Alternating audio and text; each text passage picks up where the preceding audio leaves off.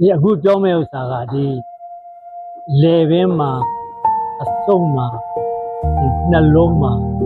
ဒီလေချောင်းမှာတလိပ်တွေကတ်နေတဲ့ဥစ္စာကိုအဲ့ဒီတလိပ်တွေကိုအချင်းဖက်အောင်ဆိုပြီးတော့လုပ်တဲ့ဥစ္စာအဲ့လုပ်တဲ့ဥစ္စာမှာ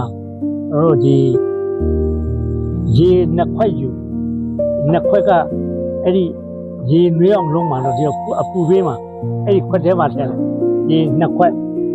အဲ့ရေနှစ်ခွက်ထည့်ပြီးလို့ရှိရင်အဲ့ဒီထဲမှာဂျင်းဒီလိုအတုံးလေးတွေဂျင်းကိုအဲ့လိုတီးပြီးတော့အဲ့လိုအတုံးလေးတွေငါးတုံးဓာတ်မုံ6တုံးထည့်လိုက်ပြီးလို့ရှိရင်အဲ့ဒီထဲမှာဒီတူလစီလို့ခေါ်တယ်ရုပ်ဓာတ်က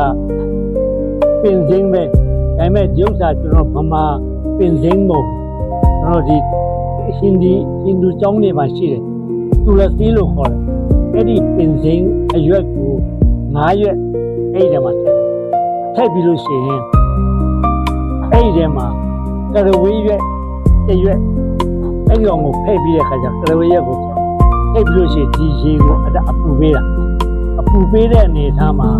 ဒီကရေနှစ်ခွက်ထည့်ထားတယ်တစ်ခွက်စာဖြစ်သွားပြီဆိုလို့ရှိရင်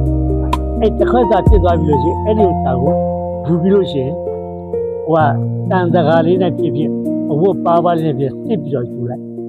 အဲ့ဒီရေထဲအဲ့ဒီစစ်ပြီးတော့ယူထားတဲ့ရေထဲမှာ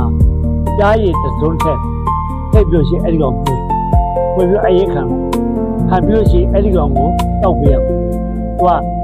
ဒီမနေ့ပိုင်းကိုတောက်မယ်ဆိုရင်လည်းဗိတ်ထဲမှာအစာမရှိတဲ့ချိန်မှာတောက်ညနေပိုင်းဆိုရင်လည်းဗိတ်ထဲမှာအစာမရှိတဲ့ချိန်မှာတောက်အဲ့ဒီဥစ္စာက3ရက်တက်တိုက်အဲ့ဒါတောက်လို့ရှိရင်လည်း